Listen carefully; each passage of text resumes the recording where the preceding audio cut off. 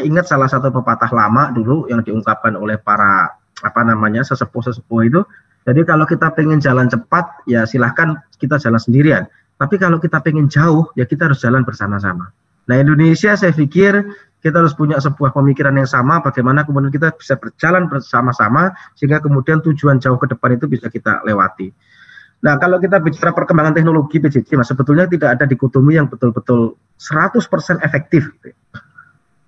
Banyak orang berpikir dulu begini, kalau sudah pakai multimedia, pakai internet, televisi sama radio akan mati. Enggak juga ternyata. Kalau kita lihat penggemar podcast audio yang hari ini juga lumayan. Televisi dengan segala metamorfosanya, konvergensi media yang terjadi di dalamnya, juga kemudian ternyata mampu kawin dengan internet dan audio juga. Jadi pada prinsipnya saya pikir saat kita bicara hypermedia, saat kita bicara hybrid learning, kita menggunakan semua potensi yang memungkinkan kita bisa lakukan. Yang penting adik-adik kita secara substantif dia bisa memahami proses belajar mengajar itu. Sekali lagi karena keterbatasan ya, keterbatasan situasi dan keterbatasan kondisi. Kalau kondisinya ideal di kelas fisikal aja nggak ada isu persoalan itu. Tapi tetap saya pikir walaupun nanti adik-adik kita akan belajar di kelas lagi gitu ya, sentuhan media-media semacam ini tidak akan bisa 100% hilang. Kenapa?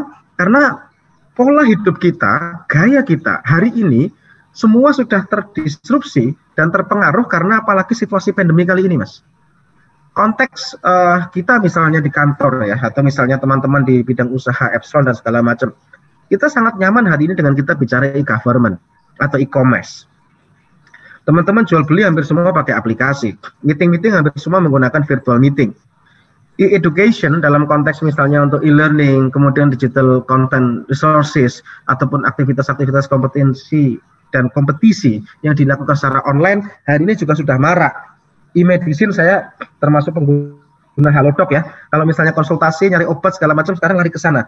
Artinya semua proses karena faktor pandemi ini sudah dimajukan sekian tahun, baik itu tata kelola pemerintah, perdagangan, pendidikan maupun dunia kesehatan. Ini yang kemudian sudah menjadi budaya baru dan tidak mungkin kita setback ke belakang. Kenapa saya katakan tidak mungkin setback ke belakang? Orang hari ini yang sudah nyaman naik sepeda motor nggak mungkin nyaman lagi naik kuda, Mas. Satu karena mungkin barangnya sudah susah dicari, kemudian yang kedua sudah berbeda budaya.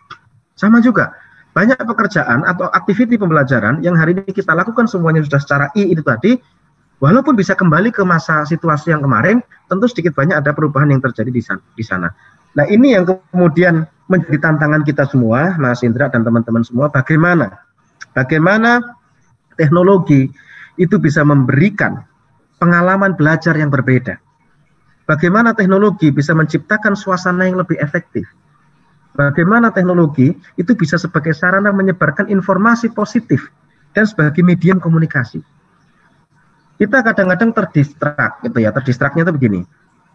Boro-boro teknologi memberikan pengalaman belajar yang berbeda. Yang ada hanya semata-mata memindah ruang kelas yang tadinya semacam itu dipindah ke virtual meeting, tidak ada inovasi, tidak ada proses pengkayaan materi, tidak ada video-video atau animasi yang kita jadikan icebreaker dalam proses belajar mengajar, akhirnya hanya memindah situasi dan plus kuotanya mahal. Akhirnya boro-boro itu memberikan pengalaman yang berbeda, ujung-ujungnya malah teman-teman banyak yang mengeluh karena itu. Plus juga dengan suasana yang efektif, ini saya pikir juga menjadi salah satu tantangan buat kita. Saya itu kadang-kadang sering ditanya sama beberapa senior-senior ya, para dokter yang senior-senior, kemudian para dosen, para guru yang senior-senior saya, bahwa intinya pakai handphone itu nggak baik, kemudian harusnya ini itu. Tapi anehnya, senior-senior itu kadang-kadang atau teman-teman saya itu betah sekali di depan handphone, bisa sampai berjam-jam.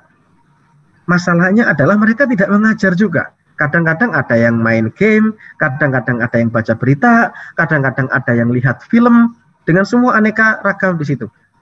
Intinya berarti begini, bukan teknologinya yang bikin masalah, tapi varian kontennya yang mungkin kita kurang kaya. Sehingga suasana yang efektif itu tidak bisa kita ciptakan dalam proses belajar mengajar jarak jauh yang menggunakan pendekatan teknologi informasi. Latah juga beberapa teman-teman di sosial media justru malah teknologi itu untuk menyebarkan hoax misalnya, atau berita-berita palsu, atau suasana ujaran kebencian dan sebagainya. Padahal kita berharap sebetulnya itu untuk menyebarkan informasi yang positif. plus media komunikasi siswa dengan guru. Ini menarik. Yang poin keempat ini Mas Indra. Saya tuh sering guyon-guyon kalau sama teman-teman itu, terutama yang sama-sama seusia dengan saya lah, antara generasi milenial awal atau generasi X di akhir. Lah ya, kita tuh kadang-kadang itu sering pakai teknologi, media komunikasi, bukan untuk membentuk karakter peserta didik kita, tapi hanya semata-mata merawat masa lalu kita, Mas. Kita punya grup SD, SMP, SMA gitu ya, perguruan tinggi, S1, S2, isinya tuh ya cerita-cerita masa lalu 10 tahun, 20 tahun yang lalu, 30 tahun yang lalu, tapi kita jarang membentuk grup dengan peserta didik kita, dengan karyawan kita, dengan generasi muda yang di bawah kita, untuk kemudian sharing knowledge, sharing informasi yang positif di sana. Padahal para teman-teman yang berproses itu adalah rata-rata pemilik pengetahuan, dengan mereka mengajar dan sebagainya.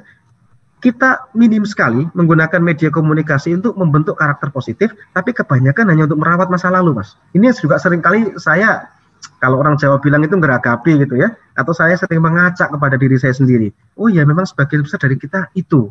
Kita lebih terjebak kepada romantika masa lalu daripada menawarkan harapan dan masa depan dengan pendekatan komunikasi dan media yang hari ini dengan segala kemewahannya sudah berada di tangan kita semua. Ya, saya pikir ini hanya beberapa aktivitas saja yang kemudian sangat terpengaruh, dan ini akan sangat sulit kemudian kita kembali lagi ke belakang. Entah teman-teman menggunakan meeting, e-learning, expedition, semua proses ini sudah kita lalui secara bersama-sama. Tentu untuk itu semua teman-teman juga sama-sama tahu bahwa Kementerian Pendidikan dan Kebudayaan via Pusdati sudah membagikan bantuan kuota internet pendidikan. Dan sampai hari ini sudah terbagi sekitar 35.597.292 peserta didik. Ini tugas yang nggak ringan yang saya sempat pontang-panting selama kurang lebih 2 bulan, 3 bulan terakhir. Bagaimana harus mengumpulkan nomor handphone, terus kemudian bagaimana menjaga kerahasiaan datanya, kemudian bagaimana berkomunikasi dengan para provider, dan memastikan para nomor-nomor itu mendapatkan kuota data, sehingga total jenderal 35.597.292 itu sudah tersebar di seluruh Indonesia, dari Aceh sampai Papua dengan kira-kira sebaran semacam ini. Tentu kalau dibandingkan dengan 60 juta tadi masih ada kekurangan, tapi banyak faktor sih, mungkin ada gawai yang belum lengkap, ada daerah 3G atau daerah 2G yang tidak mungkin kemudian itu masuk, itu beberapa menjadi obstacle, dan pemerintah dalam hal ini sudah mencoba memberikan juga diskresi dengan sekian policy yang lain untuk kawan-kawan yang mungkin tidak bisa secara langsung menerima kuota data itu dengan memanfaatkan pos afirmasi, kinerja, dan tentu modul-modul yang sudah didistribusikan oleh kawan-kawan dari Dikdas, PAUD, LPMP maupun teman-teman yang lain. Nah, salah satu kunci juga Mas Indra, kalau seandainya kita sudah memiliki kesadaran terhadap pemanfaatan teknologi itu karena sudah terjadi shifting, dan saya harap setelah ini tidak terjadi shock culture lagi pada saat guru-guru yang sudah mulai memanfaatkan teknologi, kita mulai bisa mendesain proses pembelajaran jarak jauh itu dengan mengkombinasikan metode antara sinkronus dan asinkronus. Ini saya pikir yang menjadi salah satu titik kunci di mana kemudian proses pengembangan atau pemanfaatan teknologi dalam dunia pendidikan itu bisa berlangsung secara menyenangkan tadi itu. Entah menggunakan pendekatan live sinkronus kayak semacam ini, menggunakan live sinkronus itu tatap muka langsung, atau menggunakan pendekatan virtual sinkronus semacam ini dengan sekian aplikasi, atau menggunakan self-paced asinkronus, anak-anak diminta diberikan learning content material di mana kemudian bisa melakukan self-paced asinkronus, atau menggunakan kolaboratif asinkronus di mana kemudian ada sharing, publikasi, demonstrasi, milis gitu ya, assignment secara online, atau bahkan memanfaatkan media sosial. Itu yang sebetulnya bisa kita kombinasikan secara langsung dalam sebuah kuadran setting ini, sehingga kita harapkan proses pembelajaran jarak jauh yang terjadi itu nanti bisa berlangsung dengan lebih menyenangkan. Mau pandemi sudah selesai atau tidak, ini akan tetap berlangsung, Mas Indra. Menurut saya ini akan tetap berlangsung. Orang sudah mulai sangat nyaman dengan Zoom semacam ini misalnya. Saya kalau sudah susah sekali ngisi acara dengan teman-teman, ada permintaan dari Jogja, dari Surabaya, udah Mas kita pakai Zoom saja. Semacam ini juga sama. Saya tidak harus bertemu secara fisik karena sudah sangat menyingkat waktu gitu ya. Menyingkat waktu, kemudian fokus, fisik, tenaga juga. Ini menjadi salah satu kemudian budaya yang kemudian susah untuk kita tinggalkan di demikian hari. Nah, tentu juga kita butuh konten-konten dalam hal ini tadi kalau yang ditanyakan Mas Indra, apakah rumah belajar, bagaimana perkembangannya. Ini salah satu konten-konten yang kita sediakan gitu ya. Ada video pembelajaran, ada multimedia interaktif, ada game edukasi, yang semuanya free untuk Bapak Ibu semua di-download. Cari aja di App Store, Rumah Belajar, atau buka website belajar.kemdikbud.go.id. Semua konten-konten ini gratis untuk kemudian bisa di-download dan dimanfaatkan oleh para Bapak Ibu maupun peserta didik kita semua. Di tahun ini kami juga menyelenggarakan beberapa webinar ya. Totalnya kami sudah melatih 110.532 guru dalam hal ini lewat beberapa medium, ada pembatik, ada fasilitasi SDM, ada Ki Hajar, yang semuanya sama. Saya pikir kita harapkan habit baru ini atau budaya baru ini semakin mudah untuk kemudian dimaksimalkan di peserta didik kita. Setelah itu semua terjadi, setelah kesadaran itu terbentuk, setelah infrastruktur itu kemudian digelar, setelah kemudian learning management atau skenario itu sudah mulai bisa dibayangkan oleh Bapak Ibu, kita kembali, saya pikir salah satu diktum yang dipakai oleh kawan-kawan di Kementerian Pendidikan, kita semua berharap Bapak Ibu guru yang hari ini hadir menjadi sosok-sosok penggerak, sosok-sosok pejuang yang tentu saya pikir mengedepankan kepentingan muridnya daripada kepentingan apapun, karena pemerintah akan coba memikirkan itu semua. Lewat insentif BSU, lewat yang akan dibagi ini ya, lewat kemudian PPPK yang akan dibuka tahun 2021 yang kemarin sudah di-launch sama Kementerian Pendidikan dan Kebudayaan. Itu adalah tanggung jawab pemerintah untuk kemudian mencoba memaksimalkan dan menghargai semua peran aktif yang sudah Bapak Ibu semua lakukan. Tinggal tugas kita, saya pikir Bapak Ibu guru yang hari ini hadir secara luar biasa, mari kita maksimalkan, kita tularkan semangat, kita jaga nyala api belajar peserta didik kita. Insya Allah harapan dan optimisme itu masih akan terjaga. Dan terkait dengan teknologi itu sendiri, saya hanya ingin mencuplik sebuah statementnya Gates. Saya pikir ini beberapa teman-teman juga sudah paham.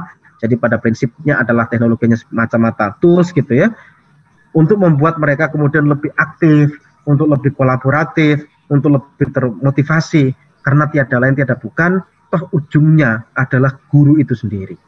Kalau gurunya bergerak secara luar biasa, teknologinya dimaksimalkan sedemikian rupa, peserta didik kita akan antusias gitu ya, dan semangat mengikuti semua proses aktivitas yang ada di dalamnya.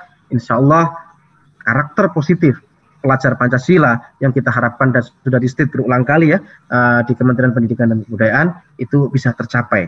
Tentu tidak mudah karena ini butuh perjuangan, butuh effort, dan butuh istiqomah, Mas Indra. Saya tahu istiqomah itu berat, kalau yang ringan itu namanya istirahat gitu ya. Jadi ini tentu butuh proses yang luar biasa berat, tapi insya Allah pandemi ini salah satu momentum kita untuk kemudian berkolaboratif, dan Hari Guru ini mari kita sama-sama bangkitkan semangat untuk wujudkan Merdeka Belajar yang itu insya Allah akan menjadi salah satu patron yang membuat kita semakin baik dalam melayani peserta didik kita dan dunia pendidikan secara umumnya. Demikian yang bisa aku sampaikan, Mas Indra dan teman-teman semua pada kesempatan siang hari ini. Mungkin tidak terlalu ideal, tapi saya pikir kita akan diskusi lah ya setelah ini apa-apa yang bisa kita tektokan. Prinsipnya Pusdatin welcome kok dengan semua inisiatif, semua gagasan dan ikhtiar-ikhtiar untuk memajukan dunia pendidikan kita. Semakin banyak yang turun tangan, saya pikir semakin bagus. Demikian, terima kasih. Selamat siang. Allahumma waffiq ila aqwamit thoriq. Assalamualaikum warahmatullahi wabarakatuh. Waalaikumsalam warahmatullahi wabarakatuh.